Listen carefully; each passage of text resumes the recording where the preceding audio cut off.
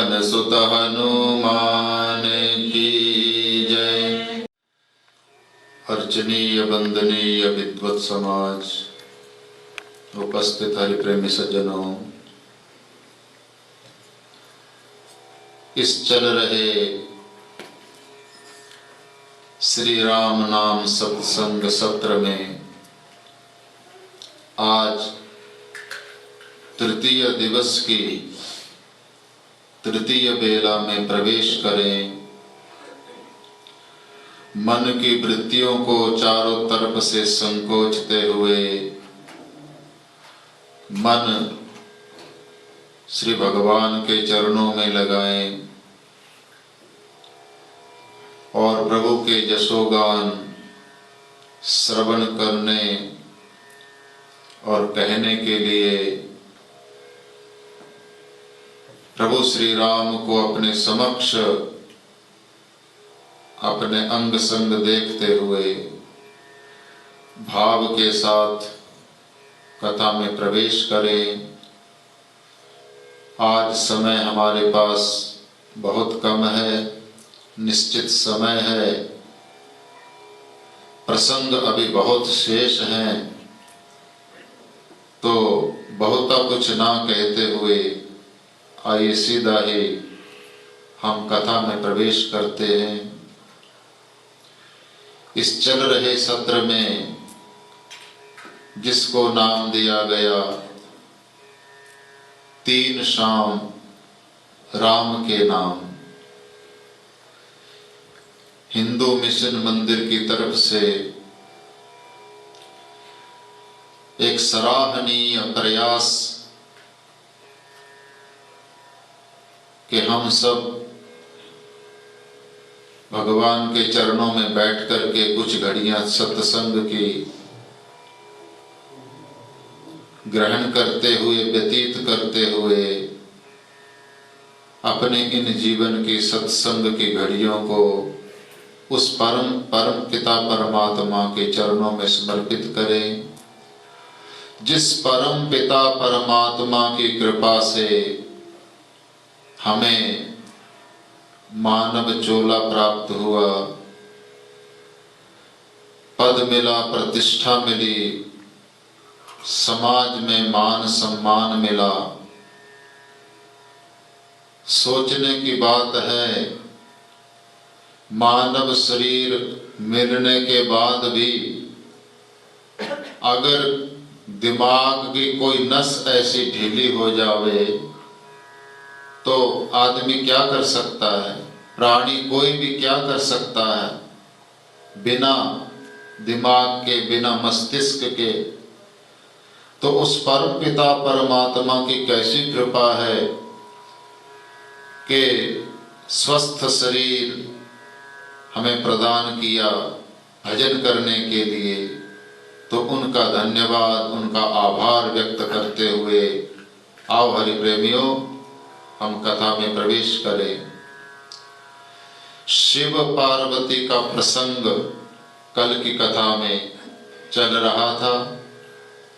श्री रामायण जी में तुलसीदास जी महाराज ने जिन जिन प्रसंगों को उठाया, उन्हीं श्री रामचरितमानस के अंतर्गत हम श्री राम के जसोगान आपको 2 दिनों से सुना रहे हैं। आज तृतीय दिवस में उसी क्रम को आगे बढ़ाते हुए कल तक हमने श्रवण किया था कि दक्ष प्रजापति ने यज्ञ किया था हरि प्रेमियों, और यज्ञ में जो है माता सती और भगवान शंकर को आमंत्रित नहीं किया था। तो जगत के पिता का मान सम्मान ना देख करके पिता के यज्ञ में सती ने जोगाग्नि के द्वारा अपने शरीर को भस्म कर लिया था। भगवान शंकर ने उदंडी पिता को दंड दिलाया वीरभद्र के हाथों। और बाद में देवताओं की प्रार्थना पर भगवान शंकर ने ही उस यज्ञ को संपन्न भी करवाया, दक्ष प्रजापति के बकरे का गला लगा करके। तो यहां तक कथा हमने कल जो है श्रवण की थी। तो हरि प्रेमियों, इसके बाद प्रसंग आता है कि अब की वह सती माता ने जब जोगाग्नि से अपने शरीर को भस्म किया था तो उससे पूर्व भगवान शंकर से प्रार्थना की थी कि प्रभु अगर दोबारा कभी जन्म मिले तो अपने चरणों की दासी मुझे पुनः बना लेना। तो आज वही सती माता पर्वतराज हिमाचल के घर में पुत्री के रूप में प्रकट हुई है। पर्वतराज की पुत्री होने के कारण उनका नाम रखा गया पार्वती। पर्वतराज की पुत्री होने के नाते उनका नाम पड़ा पार्वती।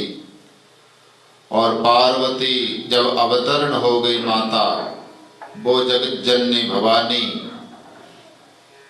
7 वर्ष की आयु हो गई है, तो नारद जी महाराज का आगमन हो गया। हरि प्रेमियों, नारद जी महाराज, कोई भी शुभ कर्म है, कोई भी ज्ञान की कथा है, तो नारद जी महाराज का कुछ ना कुछ वहां से संबंध जरूर होता है। आज अवाध गति से भगवान जो है नारद जी महाराज स्वच्छंद जिस लोक में चाहे वहां जाते हैं। हर समय नारायण नारायण उनके जिह्वा पर भगवान का नाम रहता है। अपनी बीना बजाते हुए आ रहे हैं पर्वतराज हिमालय के उस निवास स्थान पर। नारायण नारायण श्रीमन नारायण नारायण नारायण नारायण नारायण श्रीमन नारायण नारायण नारायण नारायण नारायण श्रीमन नारायण नारायण नारायण नारायण नारायण श्रीमन नारायण नारायण नारायण भजमन नारायण नारायण नारायण भजमन नारायण नारायण नारायण श्रीमन नारायण नारायण नारायण श्रीमन नारायण नारायण नारायण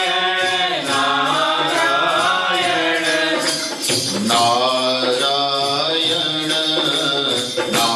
नारायण श्रीमन नारायण नारायण नारायण नारायण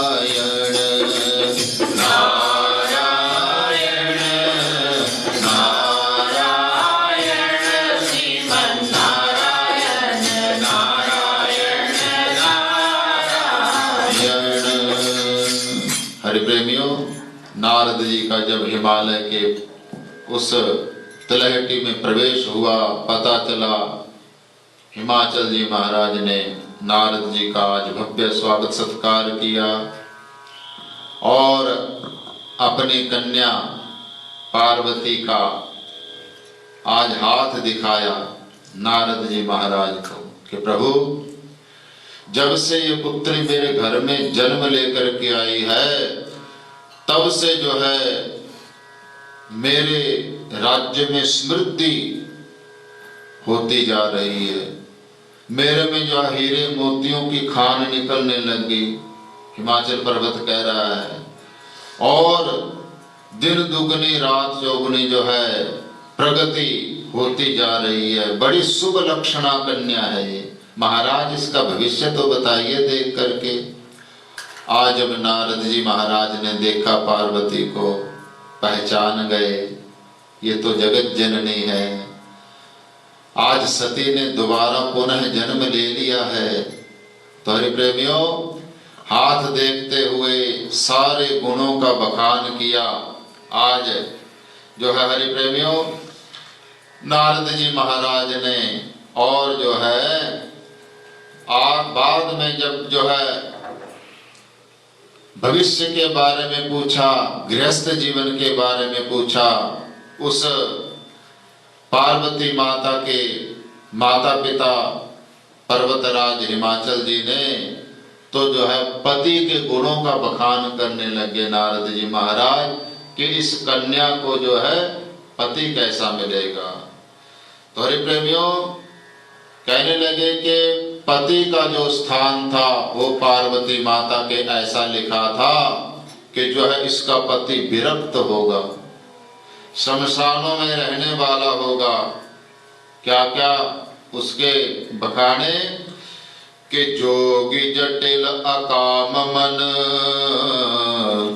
नग्न अमंगल वेश, अस स्वामी एहि कह मिलही, परिहस्त असिरेख। जिसका अमंगल वेश होगा और जो है नग्न रहेगा, वस्त्र भी नहीं पहनने वाला होगा, शमशानों में रहने वाला, भूत प्रेतों के मध्य में रहने वाला, ऐसा इसका पति होगा हिमालय जी। तो हरि प्रेमियों, जब माता पिता ने अपने पुत्री के होने वाले पति के ये लक्षण सुने तो बड़ा निराश हुए कि इतनी सुंदर जो है कन्या हमारे घर में अवतरण होकर के आई है और इसका पति ऐसा मिलेगा। तो आज नारद जी ने कहा कि हिमालय जी सुनो, जो जो मैं वर के दोष बखान रहा हूं, जे जे वर के दोष बखाने, ते सब शिव पाहि मैं अनुमाने। हरि प्रेमी, जो समर्थ व्यक्ति होता है, पावरफुल व्यक्ति होता है, उसके दोष भी गुण बन जाया करते हैं। समर्थ को नहीं दोष गुसाई, रवि पावक सुर सर की नाई। रवि पावक सुर सर की नाई, समर्थ को नहीं दोष गुसाई। जो सामर्थ्यमान व्यक्ति होते हैं उनके जो है दोष भी गुण बन जाया करते हैं। हरि प्रेमियों, 3 प्रमाण दिए। रवि पावक सुर सर की नाई, कैसे दोष गुण बन जाते हैं। जो सूर्य नारायण है, सूर्य की किरणें हर कहीं पड़ती हैं, कोई ऐसी जगह नहीं जहां पर सूर्य की किरणें ना जाती हो। भगवान की मंदिर की मूर्ति पे भी सूर्य की किरणें जाती हैं और पैखाने पे भी सूर्य की किरणें पड़ती हैं, लेकिन सूर्य नारायण उससे लिप्त नहीं होते हैं। उनको कोई अपवित्रता छू नहीं सकती कि गंदी जगह पर भी आपकी किरणें जा रही है। तो ऐसी सामर्थ्य है उनमें, ऐसी शक्ति है कि वो दोष भी जो है उनके लिए गुण ही बन जाता है। पावक, अग्नि, अग्नि में कोई भी वस्तु डाल दो वो उसको अपना रूप दे देता। अग्नि, अग्नि में हवन भी करते हैं, पवित्र हवन भी किया जाता अग्नि में। और अगर उसमें कोई जूता चप्पल भी डाल दो तो भी अग्नि उसको वही रूप दे देगा, अपना रूप दे देगा। तो जो समर्थ व्यक्ति होते हैं उनके दोष भी जो है गुण बन जाया करते हैं। सुरसरी, श्री गंगा जी, श्री गंगा जी गोमुख से निकलती हैं, हरिद्वार हर की पौड़ी आती हुई हरि प्रेमियों गंगा सागर में जब तक मिलती हैं तब तक वहां से कितने नदी नालियां उसमें मिलती हैं श्री गंगा जी में। तो कई शहरों की नदी नालियां भी उसी में डाल रखी हैं, तो लेकिन गंगा जी उससे अपवित्र नहीं होती हैं। जब तक वह जल दूसरे नदी नालियों का अपवित्र है तब तक अपवित्र है, जब तक वो उस नदी नाले में है। और जब गंगा जी में मिला तो वो नाला भी श्री गंगा जी बन गया। बड़े बड़े संत, बड़े बड़े भक्त उस नदी नालों युक्त मिले हुए जल का आचमन करते हैं, उसमें स्नान करते हैं, क्योंकि सिद्धांत है जो शुद्ध वस्तु होती है, शुद्ध वस्तु को अशुद्ध नहीं कर सकता, बल्कि शुद्ध वस्तु अशुद्ध को शुद्ध कर डालती है। यह एक सिद्धांत है। शुद्ध वस्तु को अशुद्ध वस्तु कभी अशुद्ध नहीं कर सकती, लेकिन शुद्ध वस्तु अशुद्ध को शुद्ध कर डालती है। श्री गंगा जी पवित्र हैं और उसमें मिलने वाले नदी नाले भी जब एक हो जाते हैं तो वो भी श्री गंगा जी ही बन जाते हैं। तो ऐसे ही हिमालय जी जो जो भर के मैंने दोष बखाने हैं, वे सब दोष अगर भगवान शंकर में देखे जावे तो वो उनके गुण हैं। इसलिए भगवान शंकर के लिए जो है आराधना करनी चाहिए आपकी पुत्री को। और पार्वती माता के पास भी गए नारद जी, माता भोले बाबा को पाना है तो अभी से तपस्या में लग जाओ, क्योंकि वो है तो भोलेनाथ लेकिन मन की मर्जी के मालिक हैं। हो जावे तो एक जल के लोटे से प्रसन्न हो जावे डालने पर, और ना होवे तो मौज है उनकी। तो इसलिए जल्दी करो माता, उनको जब अभी से रिझाना प्रारंभ कर दो। आज हरि प्रेमियों, नारद जी महाराज ने पार्वती माता को उपदेश कर दिया था शिव आराधना का। हरि प्रेमियों, नारद जी महाराज ऐसे हैं जिन जिन पर नारद महाराज का हाथ फिरा है, जिन जिन को श्री नारद जी का उपदेश हुआ है, उनका जीवन कहाँ पहुंच गया है। हरि प्रेमियों, ध्रुव जी महाराज को नारद जी ने उपदेश किया था, भगवान से मिला दिया। ध्रुव को 5 साल के बालक को 6 महीने के अंदर अंदर परमात्मा के दर्शन करा दिए। प्रहलाद जी को नारद जी का उपदेश हुआ था माता के गर्भ में ही, तो प्रहलाद भक्तराज शिरोमणि बन गए, असुर होते हुए भी। तो हरि प्रेम में कुछ लोग जो है नारद जी को जो लड़ाई झगड़ा करावे ना एक दूसरे में, उसको बोलते कि तो नारद है, पक्का नारद। नारद जी जहाँ लड़ाई झगड़ा नहीं कराते, वो तो भक्ति मार्ग का उपदेश करते हैं। नारम ददाति इति नारदः, नार कहते ज्ञान को, जो ज्ञान देवे दूसरे को उसको बोलते हैं नारद। तो नारद जी महाराज ने आज सती माता को उपदेश दिया कि माता भगवान भोलेनाथ को पाना चाहते हो तो जो है जल्दी करो, जो अभी से जो है भजन में लग जाओ। तो आज जो है नारद जी का उपदेश पा करके अपने माता पिता से आज्ञा लेती है माँ पार्वती कि मुझे जो है भोलेनाथ की जो है पति बनाने के लिए उनकी तपस्या करनी होगी। वो जब रिझेंगे, वरदान देंगे, तो ही मैं उनके चरणों की दासी बन पाऊंगी। तो पिताजी माताजी मुझे आज्ञा दे दीजिए। माता पिता की आज्ञा पा करके, क्योंकि जो कोई धर्म का कार्य हम करने चलते हैं, कोई ऐसा जो है तपस्या, तपस्वी जीवन, वैराग्य, संसार का त्याग बिना माता पिता की अनुमति के नहीं करना चाहिए। जब उनकी सहमति होवे तब जाकर के ये कर्म किए जाते हैं। तो हरि प्रेमियों, माता पिता की सहमति बन गई।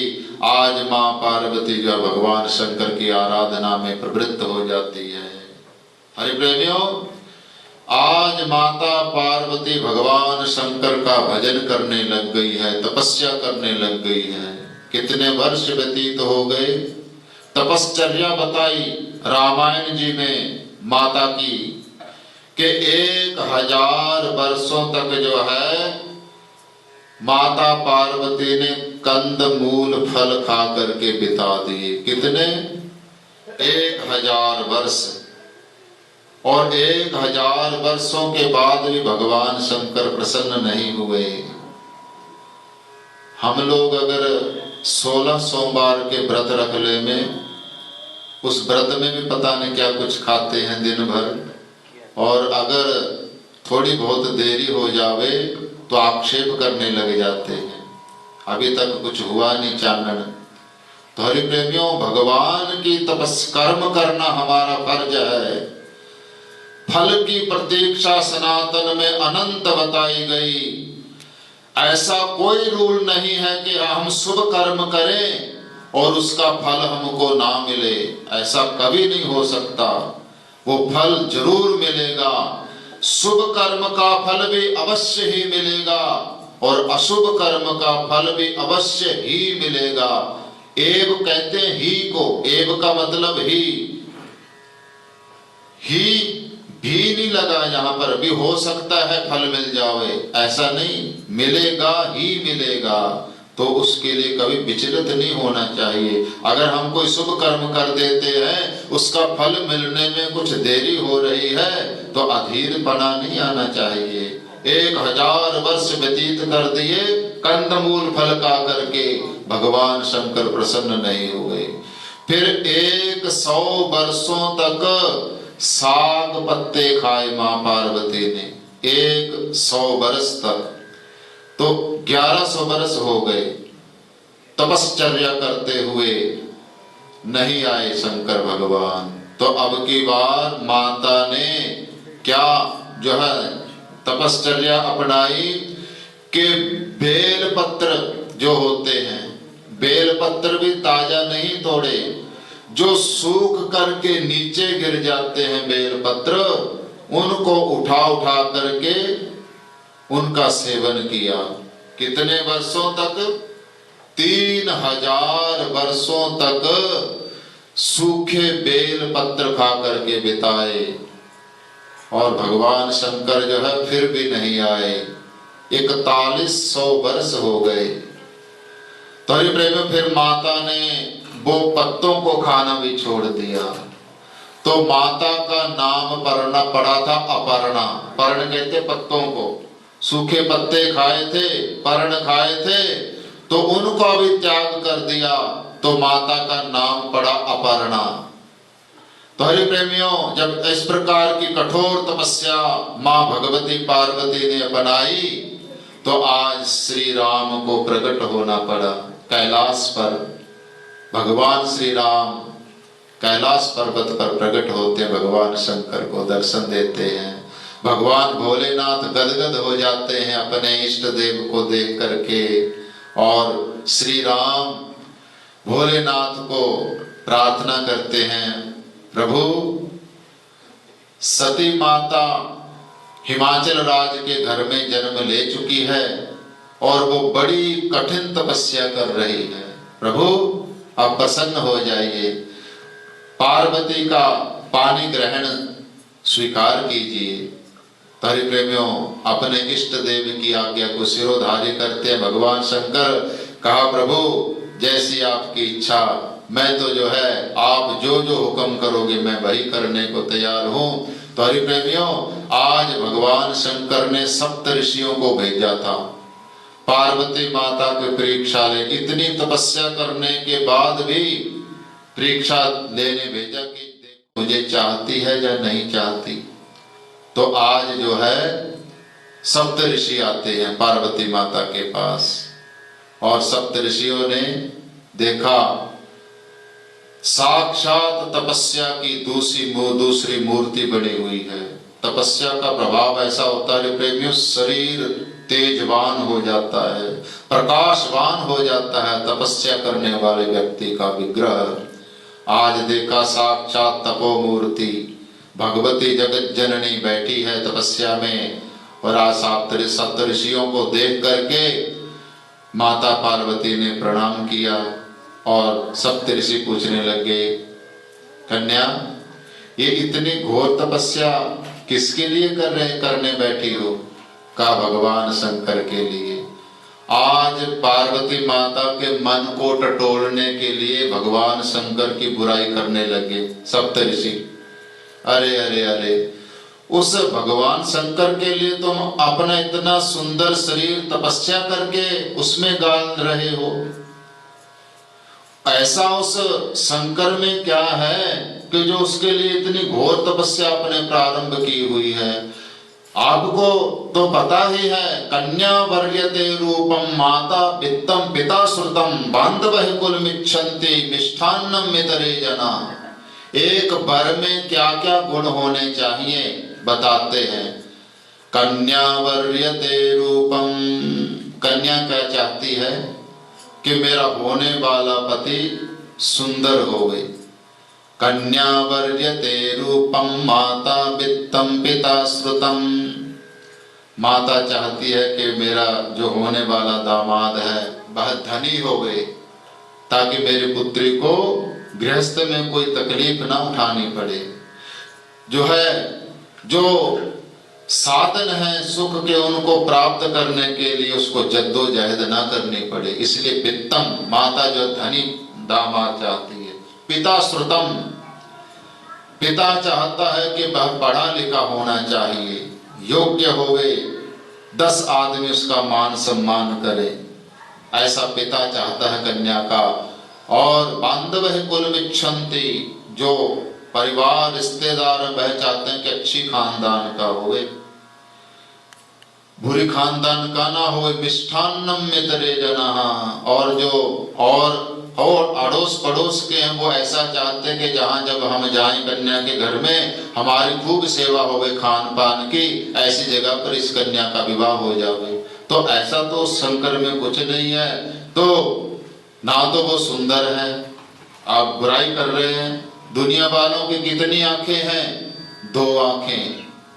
सोचो 3 आंखों वाला सुंदर होता है पार्वती, जिसके एक माथे में भी आंख हो, मस्तक में भी आंख हो गई। कन्या वर्यते रूपम, लेकिन उसके 3 नेत्र हैं। माता वित्तम, माता चाहती है वह धनी हो गए, तो वो एक शेर की बाघ की खाल पहनता है अकेला, बाकी नंग धड़ंग रहता है। खजाने का हिसाब तुम लगा लो।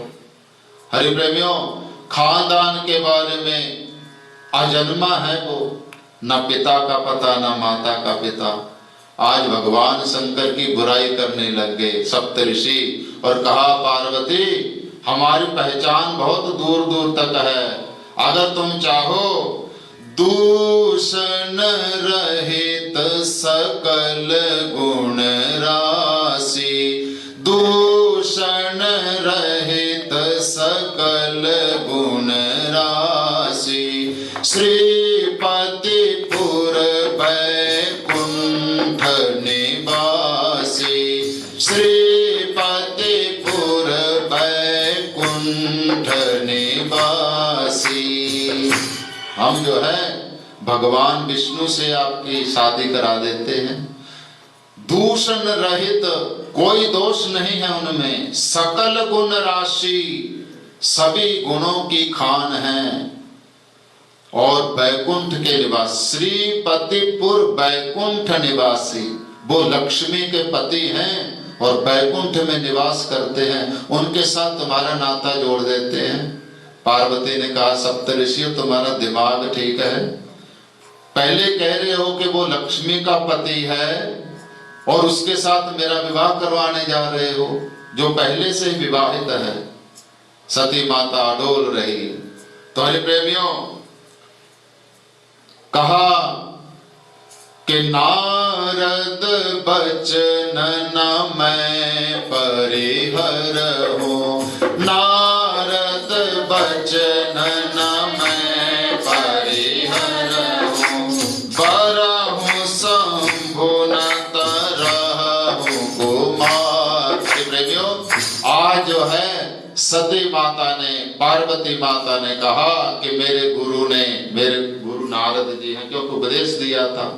नारद जी का वचन है कि भगवान भोलेनाथ की तपस्या करनी है, उनको रिझाना है, तो नारद जी का वचन जो है मैं टाल नहीं सकती।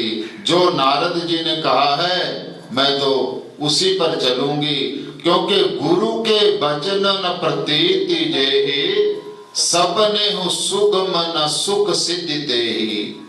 जिसको गुरु के वचनों पर विश्वास नहीं है, उसको स्वप्न में भी जो है सुख और सिद्धि के दर्शन नहीं होते हैं। इसलिए जाओ, चले जाओ, मैं भगवान शंकर की तपस्या कर रही हूं, मेरी तपस्या में खल ना के डालिए। तो ये प्रेमियों, इस प्रकार बहुत बार पार्वती माता को जो है उनकी परीक्षा लेनी चाहिए, और पार्वती माता अडोल रहती है और क्या कहती है, जन्म कोटि लगी रगर हमारी, जन्म कोटि लगी रगर हमारी, परमु शंभु न तरहु कुंवारी, परमु शंभु न तरहु कुंवारी। हरि प्रेमियों, कहा ये सप्तर्षियों आज की लगन नहीं है, ये करोड़ों जन्मों की लगन है भगवान भोले के नाथ। अगर पति बनाऊंगी तो भगवान शंकर को, नहीं तो ऐसे ही कुमारी रहते हुए तपस्या करके अपने जीवन को समाप्त कर डालूंगी, और तब तक तपस्या में लगी रहूंगी। जब जब भी मुझे जन्म मिलेगा, मैं भगवान भोलेनाथ जब तक मुझे स्वीकार नहीं कर लेते, मैं उनकी तपस्या करती रहूंगी। जब देखा भगवान शंकर ने कि मन क्रम वचन से मुझे चाहती है पार्वती माता, तो आज जो है सप्तऋषि जाकर के कह देते, महाराज वो तो माता तो मन क्रम वचन से आपको चाहती है। तो आज हिमाचल को संदेशा भिजवा देते हैं भोलेनाथ सप्तऋषियों के माध्यम से कि हिमाचल जी, आप जो है विवाह की कन्या के विवाह की तैयारियां कीजिए, हम जो है बारात लेकर के आते हैं। हरि प्रेमियों, सारा प्रसंग जो है क्रमवार अगर सुनाने लगे तो बहुत समय लगेगा। संक्षेप में जो मुख्य मुख्य जो इसकी लड़ियां हैं वह आपके समक्ष रखते हैं। तो आज भोलेनाथ का विवाह होने जा रहा है। भोलेनाथ को दूल्हा बनाया जाने लगा। सभी देवता वहां पर आ जाते हैं, ब्रह्मा आदि, और भगवान नारायण भी पहुंच जाते हैं। कहने लगे, शंकर जी अकेले अकेले तैयार हो रहे हो शादी के लिए, हमें नहीं बारात में लेकर के जाओगे? तो कहा, महाराज चलो अब आ गए हो तो किसने जवाब दिया है? तो आज जो है नारायण ने, क्योंकि मित्रों में मजाक चलता है, वो भी शादी का समय, तो जो है क्या कहा शंकर भगवान को नारायण ने कि भोलेनाथ हम आपके साथ जचते नहीं हैं, आपका वेश कैसा है हमारा कैसा है, तो हम आपके साथ जचेंगे नहीं। ऐसा करते हैं हम अलग अलग होकर के चलेंगे, आप अलग अलग आ जाना। तो भगवान ने कहा, बिल्कुल ठीक कहा नारायण आपने, आप हमारे साथ नहीं जचते हैं तो आपके साथ जचते हैं जो देवता लोग, उनको आप पर लेकर के चलिए आगे आगे, और जो मेरे साथ जचने वाले हैं उनको मैं भी बुलाता हूँ। तो आज कहा, बजा रे भृंगी सींग को बजा जरा, जो मेरे साथ जचने वाले हैं उनको जो है बुला।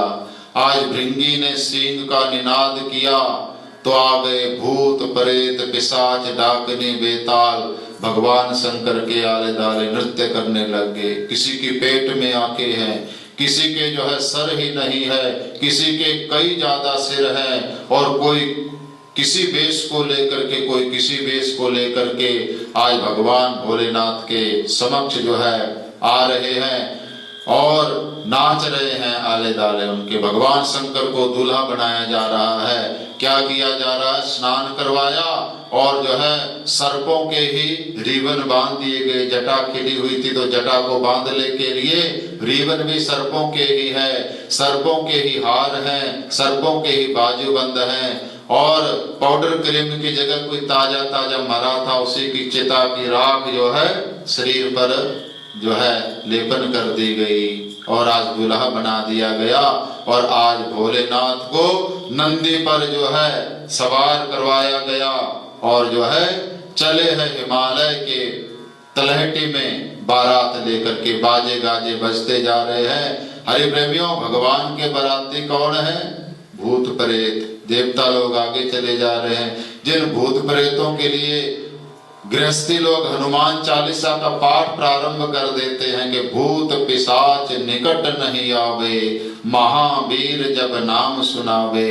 उनको साथ लेकर के आज बारात में चल रहे हैं भोलेनाथ। और जो है हरि प्रेमियों, आगे आगे देवता थे, तो देवताओं की जो धुंधबियां बाजे गाजे बज रहे थे, उनको जब दूर से सुनाई दिया हिमाचल की नगरी में, तो सबसे पहले जो है बच्चे दौड़ते हैं बारात देखने के लिए। जो है बच्चों में जो है उतावलापन होता है कि देखे कैसी बारात है। तो आज जो बच्चे लोग जो है चले हैं बारात देखने। क्या कहते हुए जा रहे हैं? भोलेनाथ की आई बारात, चलो सखी दर्शन करें। भोलेनाथ की आई बारात, चलो सखी दर्शन करें। वो शिव शंकर की आई बारात, चलो सखी दर्शन करें। शिव शंकर की आई बारात, चलो सखी दर्शन करें। ब्रह्मा आए, विष्णु आए, ब्रह्मा आए, विष्णु आए, ब्रह्मा आए, विष्णु आए, ब्रह्मा आए, विष्णु आए। ऋषि मुनि लाए साथ, चलो सखी दर्शन करें। ओहो ऋषि मुनि लाए साथ, चलो सखी दर्शन करें। भोले बाबा की आई बारात, चलो सखी दर्शन करें। भोले बाबा की आई बारात, चलो सखी दर्शन करें। शिव शंकर की आई बारात, चलो सखी दर्शन करें। शिव शंकर की आई है बारात, चलो सखी दर्शन करें। वो बाजे बाजे घंटा बाजे, बाजे बाजे घंटा बाजे। वो बाजे बाजे घंटा बाजे, बाजे बाजे घंटा बाजे। बाजत ढोल मृदंग, चलो सखी दर्शन करें। ओहो बाजत ढोल मृदंग, चलो सखी दर्शन करें। भोले बाबा की आई बारात, चलो सखी दर्शन करें। भोले बाबा की आई है बारात, चलो सखी दर्शन करें। श्रृंगी नाचे, भृंगी नाचे, श्रृंगी नाचे, भृंगी नाचे। श्रृंगी नाचे, भृंगी नाचे, श्रृंगी नाचे, भृंगी नाचे। नाचत सारी बारात, चलो सखी दर्शन करें।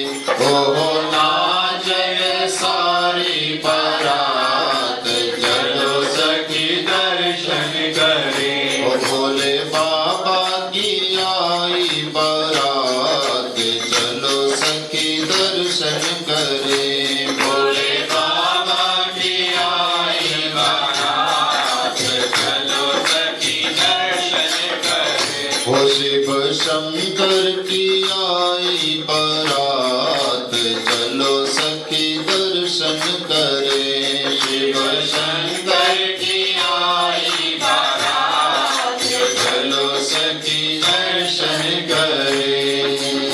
हरि प्रेमियों, बारात पहुंच जाती है हिमालय की तलहटी में। और जब देखा आगंतुकों ने, ग्राम निवासियों ने, तो देखा पहले देवता लोग आगे आगे आ रहे थे। देवताओं को देखा, ऐरावत हाथी पर विराजमान देवताओं के राजा इंद्र को, जो ऐश्वर्यमान हैं, देख करके इंद्र का स्वरूप, उनका वाहन गदगद हो रहे हैं। कैसी सुंदर बारात है हमारी पार्वती के सैया की। वरुण को देखा, कुबेर को देखा, ब्रह्मा जी को देखा, भगवान नारायण को गरुड़ पर विराजमान देखा। देख करके आज धन्य धन्य हो रहे हैं। माता पार्वती की हिमाचल और मैना के जो भाग्य की सराहना कर रहे हैं। और देखते तो रहते हैं बारात, लेकिन तब तक नहीं हटते जब तक दूल्हे राजा ना आ जावे। और जब आए दूल्हे राजा, जो है बूढ़े बैल पर सवार हैं, अमंगल वेश बनाया हुआ है, भूत प्रेत नाच रहे हैं, किसी का कैसा स्वरूप है, किसी का कैसा स्वरूप।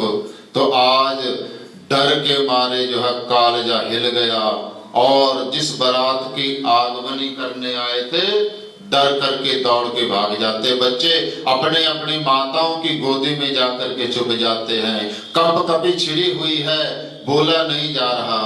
माताएं पूछ रही क्या हो गया बेटा, इतना क्यों डर रहे हो, क्या देख लिया ऐसा कि माता जम की धाड़ आ गई है। आज कोई भाग्यशाली ही बचेगा जिंदा। आज लगता है हिमाचल की नगरी को चौपट कर डालेंगे खा करके। माता जल्दी से दरवाजा बंद कर लो, कहीं आ ना जावे। हरि प्रभु इस प्रकार जो है लीला रच रहे हैं भोलेनाथ। और जो है जब बारात आती है, दूल्हे राजा आते हैं जो है अपने ससुराल में, तो सास क्या करती है, आरती उतारती है दामाद की। वर नारायण समझ करके, नारायण का स्वरूप समझ करके वर को उसकी आरती उतारी जाती है। और जब मैना जो है पर्वतराज की पत्नी आरती का थाल सजा करके जमाई राजा की आरती उतारने चली, और जब देखा भगवान शंकर का वेश, तो चक्कर का करके थाली कहीं गिरी, अपने आप कहीं गिरी। होश आने पर अपनी बेटी को अपनी गोद में बैठा लिया और विधाता को कोसने लग गई। हे विधाता, तूने मेरी पुत्री को इतना सुंदर बनाया, इतना सुशील गुणों की खान बनाया, लेकिन उसके भाग्य में पति ऐसा पागल लिख दिया। आज पार्वती को कह रही पुत्री तू चिंता ना कर, चाहे संसार मेरे ऊपर कितने कलंक लगावे, आक्षेप करे, लेकिन उस पागल के हाथों में कभी तुम्हारा हाथ नहीं दे दूंगी। तुम्हारे साथ मैं समुद्र में कूद पड़ूंगी, पहाड़ों से छलांग लगा दूंगी, लेकिन इसके साथ तेरा जो है पानी ग्रहण संस्कार कभी नहीं करूंगी। तो आज जब इस प्रकार देखा, तो सभी जो है इस प्रकार जो मोह में पड़ गए थे। केवल हिमाचल जी महाराज अड़िग रहे थे। नारद जी को भी कोसने लगी, है नारद, मैंने तुम्हारा क्या बिगाड़ा था जो मेरी पुत्री को तुमने ऐसे पति का उपदेश किया। आज जो है नारद जी महाराज आते हैं भगवान शंकर के चरणों में, प्रार्थना करते हैं, भोले बाबा क्यों डरा रहे हो अपने भक्तों को, अपने असली स्वरूप में आ जाइए ना, बस बहुत हो चुका है, बहुत डर गए हैं, अब जो है असली स्वरूप प्रकट कीजिए आपका। तो नारद जी की और ऋषियों की प्रार्थना पर भगवान भोलेनाथ अपने स्वरूप में आ जाते हैं। कैसा स्वरूप है उनका, कर्पूर गौरम करुणावतारम संसार सारम भुजगेंद्रहारम सदा वसंतं हृदयारविंदे भवं भवानी सहितं नमामि। कर्पूर जैसा सफेद उनके शरीर का विग्रह है, करुणा के अवतार हैं, रोम रोम से दया बह रही है। करुणावतारम कर्पूर गौरम करुणावतारम, करुणा के अवतार हैं भोलेनाथ। जो एक जल का लोटा भी श्रद्धा से चढ़ा देवे हर हर महादेव कहते हुए, उसको पता नहीं क्या दे डालते हैं। समय की घड़ी जवाब देती जा रही है, और कितने अभी प्रसंग पड़े हैं। भगवान भोलेनाथ तो वो है जो कि ये देखते नहीं कि किस भावना से मेरे पास आ गया, वो केवल और केवल दया करते। इतना जानो हरि प्रेमियों, अपना श्री स्वरूप प्रकट किया था भोलेनाथ ने, तो आज जो है सभी ब्राह्मणों को, संतों को जो है सर शीश नवा करके जो है फेरों के मंडप में अपने चौके पर विराजमान हुए थे। माता पार्वती के संग जो है विवाह की विधि संपन्न करवाई ऋषियों मुनियों ने गणपति पूजन के साथ। भगवान भोलेनाथ और माता पार्वती ने गणेश जी महाराज का पूजन किया था अपने विवाह के समय पर। तो प्रश्न उठता कि गणेश जी तो उनके पुत्र हैं, तो उन्होंने कैसे पूजा कर डाली? तो हरि प्रेमियों, जो पंचदेव हैं वह आदि है। एक तो भगवान नारायण, भगवान शंकर, भगवान गणपति जी, सूर्य नारायण और माता दुर्गा, ये जो है आदि पंचदेव हैं। ये लीलाएं बस जो है अवतार ग्रहण करते हैं, किसी के घर में पुत्र बन करके आ गए, इनके अपने अपने स्वतंत्र लोक हैं ये, जहां पर हमेशा विराजमान रहते हैं। तो गणपति जी, गणेश जी उस समय भी थे, तो उनका जो है पूजन किया गया था, क्योंकि कोई भी कर्म करने से पहले गणपति जी महाराज का पूजन आवश्यक है। उनके बिना जो है कोई भी जो है कार्य संपन्न नहीं होता है। तो आज जो है भगवान शंकर ने पार्वती माता के साथ जो है 4 फेरे लिए थे, और जो है सबसे जो है विदाई लेकर के, भक्तों का आशीर्वाद दे करके माता के साथ जो है भगवान शंकर कैलाश पर विराजमान हो जाते हैं। सभी देवता लोग, ब्रह्मा आदि सभी भगवान शंकर और पार्वती की स्तुति करके अपने अपने स्थानों को, गंतव्यों को चले जाते हैं, और माता पार्वती और शंकर कैलाश पर विराजमान हैं। और जो है माता पार्वती आज भगवान भोलेनाथ से फिर प्रश्न करती है भगवान श्री राम के बारे में कि भोले बाबा, मैं राम की महत्व, राम की महिमा जान गए हूं। उन राम की महिमा अपरंपार है। याद आ रहा है वो सती का जीवन, कि मैं सती हो करके, सती के जन्म में मैंने जो है परीक्षा ली, तो उस समय मोह हो गया था, उनमें मानव का भ्रम हो गया था कि ये तो मनुष्य हैं, ये आपसे बड़े कैसे हो सकते हैं। लेकिन अब सभी शंकाओं का समाधान हो गया है। प्रभु मुझे रामचरित्र सुना दीजिए। वो जगत का नियंता, निराकार ब्रह्म होते हुए भी साकार क्यों बना? वो अयोध्या में दशरथ जी और कौशल्या के गृहस्थ में मनुष्य रूप में क्यों आए? क्या हेतु था, क्या कारण था कि निराकार ब्रह्म, जिसको नेति नेति कह करके जो है वेद पुराण पुकारते हैं कि वो ब्रह्म निराकार है, उसका कोई आकार नहीं है, वो निराकार है, निर्लेप है, निजम निर्गुणम निर्विशेषम निरीहम, जिनके लिए उपमाएं गाई जाती हैं। महाराज वो आकार वाला होकर के आया, उसका क्या कारण था? पर प्रेमियों, भगवान शंकर ने जो है भगवान के अवतारों के कारण बताए। भगवान ने कहा था कि एक कारण तब प्रभु हरि विविध शरीरा, तब तब प्रभु हरि विविध शरीरा, हरहु कृपा निधि सज्जन पीरा, हरहु कृपा निधि सज्जन पीरा। यदा यदा हि धर्मस्य ग्लानिर्भवति भारत, अभ्युत्थानम् अधर्मस्य तदात्मानं सृजाम्यहम्। साधूनां परित्राणाय विनाशाय च दुष्कृतां, धर्म संस्थापनार्थाय संभवामि युगे युगे।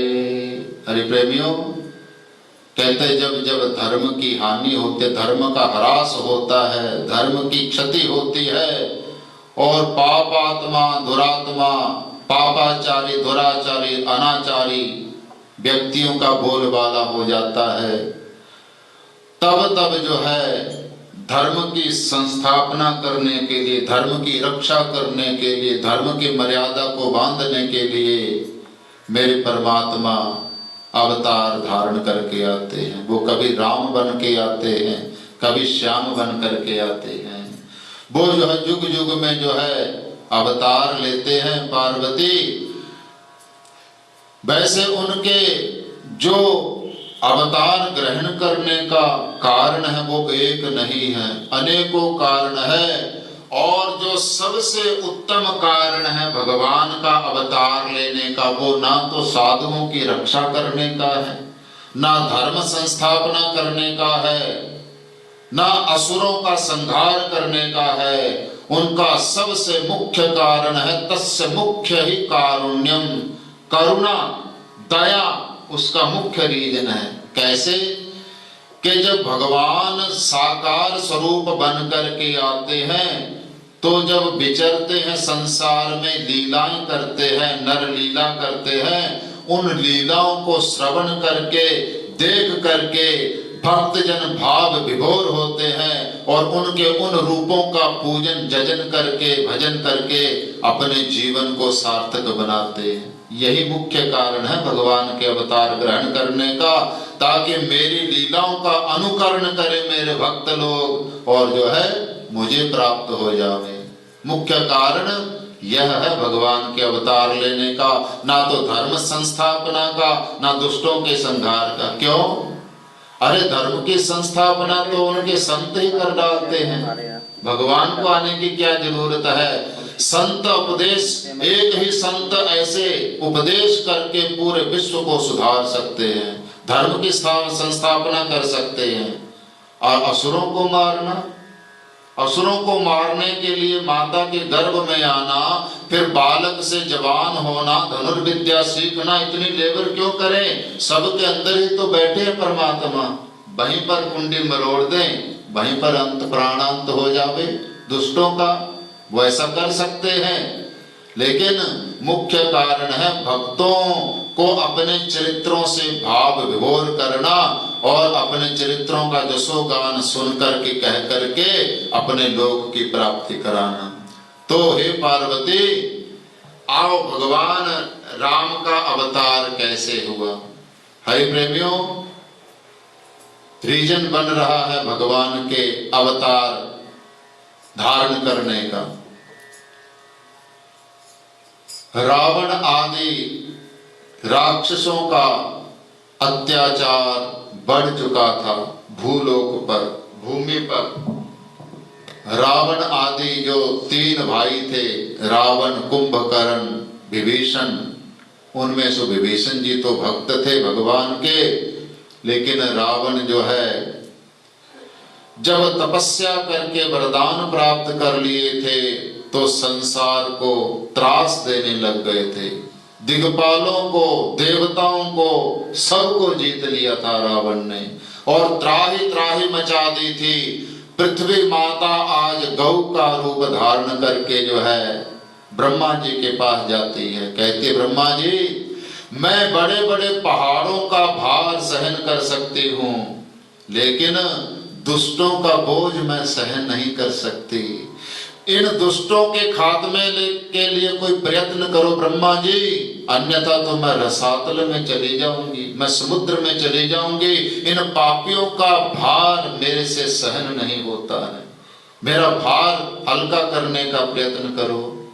ब्रह्मा जी ने कहा माता, मेरे में इतनी सामर्थ्य कहाँ कि मैं आपका भार हल्का कर चुकूं। प्रभु नारायण ही ऐसे हैं जो हमारे इस जो है दुख को दूर करने का सामर्थ्य रखते हैं। आज सभी देवताओं को आपको बहुत संक्षेप में, क्योंकि हमने 1:30 बजे जो है विराम दे देना है कथा को, इस समय में जितना भी जो है सुना सके आपको जो है उतने में आप तृप्त रहना, क्योंकि हरि अनंत, हरि कथा अनंता, वो तो अनंत है। अनंत की कथा कौन जो है पूर्ण कर सकता है। हरि प्रेमियों, आया धरती को कागद करूं, लेखनी सब बन राय, सात समद मसी के करूं, हरि जस लिखा न जाय। समुद्र की दवात बना दी जावे, पहाड़ों की स्याही बना करके उसमें घोल दी जावे, कल्प वृक्ष के टहनियों की कलमें बनाई जावें, और शारदा साक्षात मां सरस्वती और शेषनाग जी लिखने लग जावें भगवान के जशोगान। सारी उम्र वो लिखते रहे तो भी भगवान के जशोगान पूर्ण नहीं हो सकते। धरती के रजकण गिने जा सकते हैं, लेकिन भगवान के चरित्रों को गिना नहीं जा सकता। तो जितना भी आपको सुना सके हैं उतने में ही तृप्त रहना। बस ये जानो कि जब पृथ्वी माता ने ऐसी पुकार की थी देवताओं को ले जा करके, ब्रह्मा जी ने क्षीर सागर के किनारे पर जो है, हरि प्रेमियों, आज प्रार्थना की थी भगवान की और कहा था प्रभु पृथ्वी माता का जो है आप दुखड़ा हल्का कीजिए। तो आज भगवान ने सांत्वना दी थी ब्रह्मा जी को और कहा ब्रह्मा जी मैं पृथ्वी का भार हल्का करने के लिए अवश्य आऊंगा। तब तक आप देवताओं से कहो कि ये बानर रूप में जाकर के पृथ्वी पर जन्म धारण करें और मैं जल्दी ही इनसे आकर के मिलूंगा। अगर मेरी ये सेवा करेंगे तो जो है मैं इनको मनचाहा वरदान दूंगा। आज सभी देवता जो है बानर रूप धारण करके गुफाओं में कंदराओं में रहने लग गए हैं और वो घड़ी नजदीक आती जा रही है। एक बार राजसभा जुड़ी हुई है। हरि प्रेमियों, अवध के राजा हैं दशरथ। अवधपुरी दश अवधपुरी तेहि दशरथ नाओ, अवधपुरी तेहि दशरथ नाओ, अवधपुरी रघुकुल मणि राओ, अवधपुरी रघुकुल मणि राओ, वेद विदित तेहि दशरथ नाओ, वेद विदित तेहि दशरथ नाओ, धर्म धुरंधर गुणी निधि ज्ञानी, धर्म धुरंधर गुण निधि ज्ञानी, हृदय भगति मति सारंग पाणी, हृदय भगति मति सारंग पाणी, अवधपुरी रघुकुल मणि राओ, अवधपुरी रघुकुल मणि राओ। हरि प्रेमियों, अवध उसमें जो है राज कर रहे हैं महाराजा दशरथ। अवधपुरी रघुकुल मणि राओ, वेद विदित तहि दशरथ नाम। जिनका व्याख्यान है वेदों में पुराणों में, वो राजा दशरथ अवध के ऊपर राज कर रहे हैं। कहाँ आते हैं भगवान? सुनो जरा, अवध किसे कहते हैं? अवध का क्या मतलब है? जहां पर मन से भी, कर्म से तो क्या मन से भी किसी का वध नहीं होता, जानी मन से भी किसी के बारे में बुरा सोचा नहीं जाता, उसको बोलते अवध। मैंने नहीं वध, मैंने वध करना। किसी का जो मन से भी वध के बारे में ना सोचे वह है अवध। और दशरथ, हरि प्रेम में हमारी 5 ज्ञान इंद्रियां हैं, 5 कर्मेंद्रियां हैं, 10 इंद्रियां हैं जो अपने अपने विषयों की तरफ दौड़ती हैं। परवश मनुष्य का मन जो है इंद्रियां खींच डालती हैं, अपने अपने व्यसनों में लगा डालती हैं बड़े बड़ों को। तो उन 10 इंद्रियों को जो अपने बस में रखता हो उसको कहते दशरथ। यानी उनकी सवारी करके इंद्रियां हमारे मन की मालिक नहीं है, बल्कि मालिक मन है। लेकिन इंद्रियों के पीछे लग करके मन इंद्रियों का गुलाम हो जाता है, बना हुआ है। तो उन इंद्रियों पर जो शासन करते हैं, उन पर जो सवारी करते हैं, उनको कहते दशरथ। तो 10 इंद्रियां उनके बस में कर रखी हैं। तो ऐसे दशरथ जी महाराज की राजसभा जुड़ी हुई है। राजसभा में जो है सभी प्रजा विराजमान है और उनके गुरुदेव वशिष्ठ जी महाराज और अपनी पत्नी के सहित, अरुंधति के सहित आए राजसभा में दशरथ जी के। और अरुंधति माता के गोद में एक छोटा बालक है। राजा ने जब प्रणाम किया, वंदन किया अपने वशिष्ठ को। वशिष्ठ जी कौन है?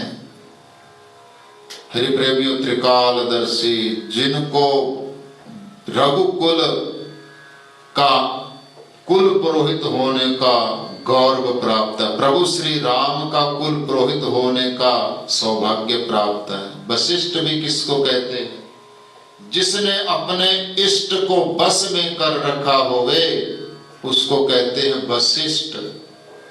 तो वशिष्ठ जी महाराज आज अपने जजमान दशरथ का ध्यान बटाना चाहते हैं पुत्र संतान के लिए, क्योंकि राजा दशरथ जो है वह प्रजा पालन में लीन है। अपनी प्रजा को ही अपने बच्चों की नाई समझते हैं। गृहस्थ में रहते हुए बुढ़ापा प्रवेश कर चुका है दशरथ के जीवन में, कोई संतान नहीं हुई है। और गुरुदेव वशिष्ठ सोच रहे हैं कि राजा का संतान की तरफ ध्यान ही नहीं जा रहा है।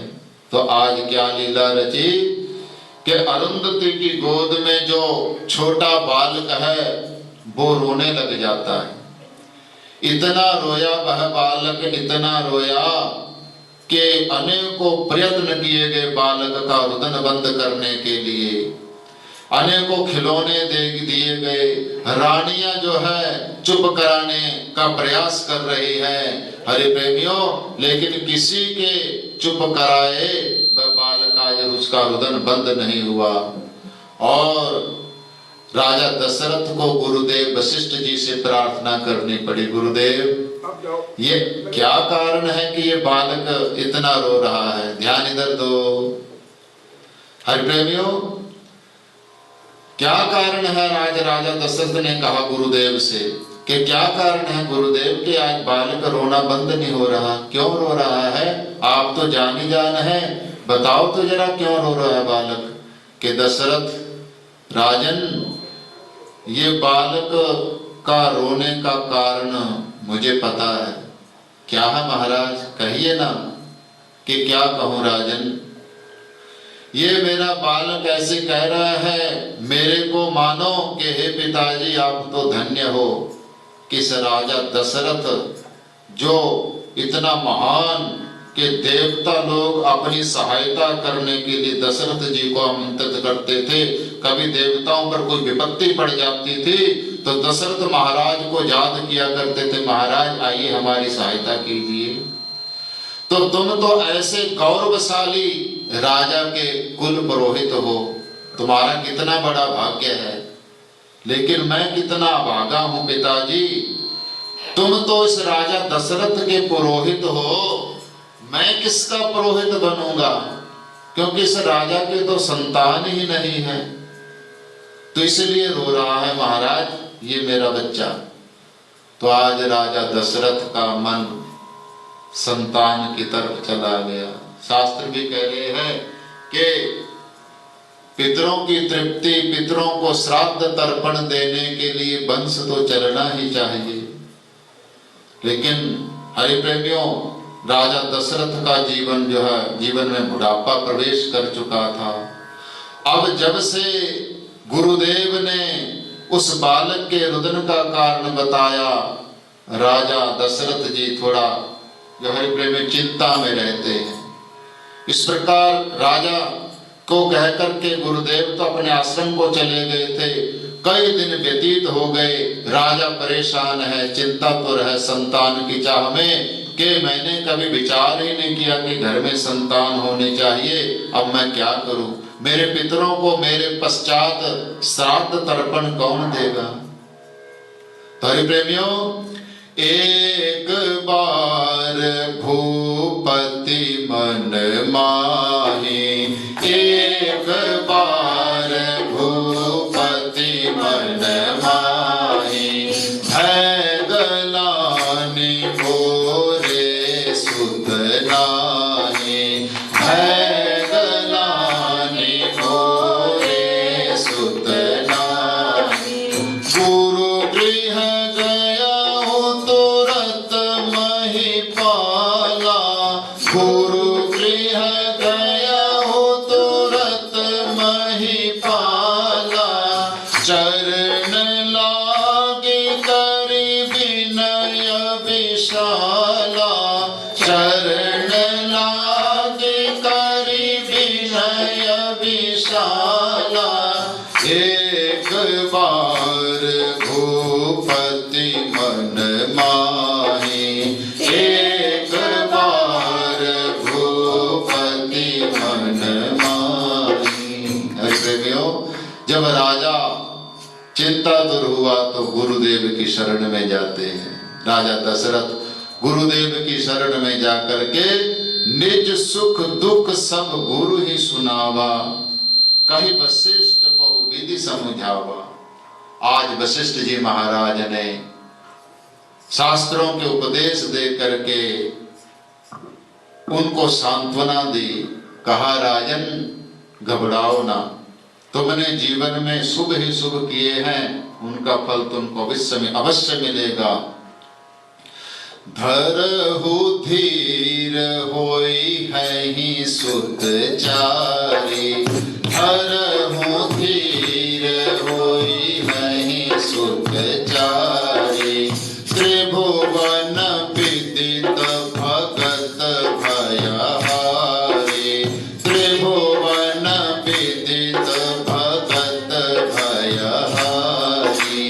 हरि प्रेमियों, राजन तुम एक पुत्र की चाह न कर रहे हो, तुम्हारे 4 पुत्र होंगे, और ऐसे वैसे पुत्र नहीं होंगे, त्रिभुवन विदित, तीनों लोकों में जिनका यश फैलेगा, ऐसे पुत्र तुम्हारे घर में होंगे। राजन तुम अधीर ना हो। तो राजा ने कहा, महाराज अधीर कैसे ना हो, रानियों को तो ऋतु धर्म भी नहीं आता है, तो कैसे जो है उनको संतानें होंगी। तो कहा, राजन जब उस परमात्मा की कृपा होती है तो वो सूखे वृक्षों को हरे भरे बना देता है। तुम इसकी चिंता ना करो, हम एक यज्ञ करेंगे, वो यज्ञ के माध्यम से ही तुमको संतान की प्राप्ति होगी। तो महाराज करो ना फिर यज्ञ, जल्दी लिखाओ क्या क्या सामग्री लगनी है, मैं अभी सामग्री मंगाता हूँ, और आप मेरे लिए तो चाहे आप कल से ही यज्ञ प्रारंभ कर दीजिए। तो वशिष्ठ जी ने कहा कि राजन ये यज्ञ मैं नहीं कर सकता। कौन करेगा महाराज? और कि ये यज्ञ करेंगे श्रृंगी ऋषि। तो जब श्रृंगी ऋषि का नाम लिया, राजा आज फिर जो है मुंह लटका करके बैठ गए कि श्रृंगी जी महाराज तो किसी के जाते नहीं, वो तो अपनी तपस्या में लीन है, उनको गृहस्थियों के दरवाजे पर जाने की कोई चाह ही नहीं है, वो तो अपने जो है प्रेमानंद में मगन है, ब्रह्मानंद में मगन है, वो कैसे आएंगे महाराज? तो वशिष्ठ जी ने कहा कि दशरथ जी, जब मैंने आपको कह दिया तो सारा प्रबंध मैं करूंगा।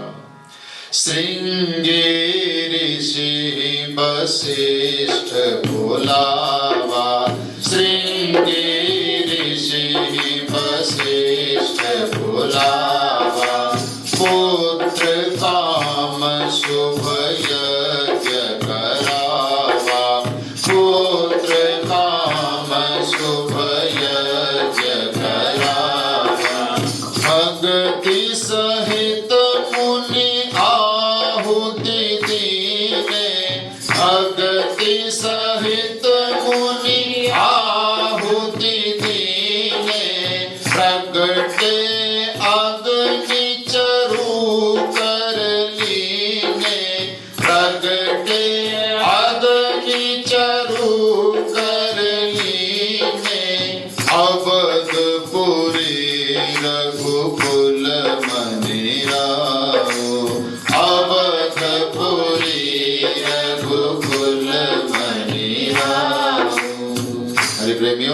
आज वशिष्ठ जी महाराज ने श्रृंगी ऋषि को आमंत्रित किया था, तो संतों के निमंत्रण पर श्रृंगी ऋषि आते हैं और अवध में आज यज्ञ की ज्योत जलाई गई। हरि प्रेमियों, ऋषियों मुनियों के द्वारा मंत्रों की वेद ध्वनि उच्चारण की गई, यज्ञ में आहुतियां डाली गई, हवन यज्ञ किया गया।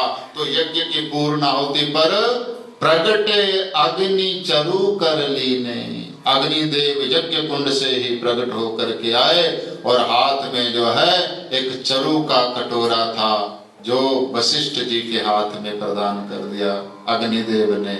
और वशिष्ठ जी महाराज ने आज राजा दशरथ को वो चरु प्रदान की है और कहा कि जाओ राजन, इस चरु का सेवन आप अपनी रानियों को करवाइए और भगवान की कृपा होगी, तुम्हारे घर में अवश्य संतान होगी। आज राजा दशरथ ने जो वो चरु था अग्नि का, उस प्रसाद के 2 हिस्से किए। 2 हिस्सों में से एक हिस्सा कौशल्या माता को दे दिया। हरि प्रेमियों, फिर दूसरा जो भाग बचा था उसके जो है फिर 2 हिस्से किए और एक हिस्सा कौशल्या के हाथों से कैकेयी माता को दिलवाया, कैकेयी तुम इसका सेवन करो। और जो बच गया था उसके फिर 2 हिस्से किए और एक हिस्सा कैकेयी माता के हाथ में रखा, एक कौशल्या के हाथ में रखा, दोनों के हाथों से सुमित्रा माता को दिलवाया। कहा सुमित्रा तुम इस प्रसाद का सेवन करो। तो सुमित्रा को 2 हिस्से मिल गए थे और सुमित्रा मैया ने उसी समय जो है प्रार्थना की थी कि अगर मेरे गर्भ से 2 बालक जन्म लेकर के आए, हे बहन कौशल्या, एक बालक को तो तेरे बेटे की सेवा में जो है गर्भावस्था महसूस हुई कि जो है गर्भ में जो है बालक आ गए हैं। तो प्रेमियों, तीनों ही रानियों के मुख पर जो है अनुपमेय शांति है, अनुपमेय तेज है और वो सारे अवध के वासी जो है भगवान के भजन में लगे हैं, भगवान के जजन में लगे हैं। सभी की कामना है कि हमारे राजा के घर में संतान हो गए। तो हरि प्रेमियों, करते करते 1 महीना, 2 महीना, 4 महीने और आज वह शुभ समय आ गया। कौन सा? नवमी तिथि मधुमास पुनीता, नवमी तिथि मधुमास पुनीता, शुक्ल पक्ष अभिजित हरि प्रीता, शुक्ल पक्ष अभिजित हरि प्रीता, मध्य दिवस अति शीत न घामा, मध्य दिवस अति शीत न घामा, पावन काल लोक विश्रामा, पावन काल लोक विश्रामा, नवमी तिथि मधुमास पुनीता। आज वह चैत्र शुक्ला नवमी भौमवार अभिजित मुहूर्त दोपहर के 12 बजे का। हरि प्रेमियों, प्रभु राम दिन में 12 बजे आए और मेरे श्याम कन्हैया रात के 12 बजे आए। क्या कारण इसका? तो अनेक जो विद्वानों ने टीकाएं की हैं ग्रंथों के ऊपर, तो एक तो रीजन ये बताया कि भगवान राम जो सूर्यवंशी थे इसलिए सूर्य की उपस्थिति में आए, और भगवान कृष्ण चंद्रवंशी थे इसलिए चंद्रमा की उपस्थिति में आए। तो एक कारण यह भी बताया कि या तो जीवन में ज्ञान का प्रकाश हो जावे तब हमें परमात्मा की प्राप्ति होती है, या तो फिर दुखों का अंधकार छा जावे तब भी परमात्मा आते हैं। यहाँ पर ज्ञान का प्रकाश है अयोध्या में, और वहां पर दुखों का अंधकार है, जेल में बंद है। हरि प्रेमियों, आज नवमी तिथि है,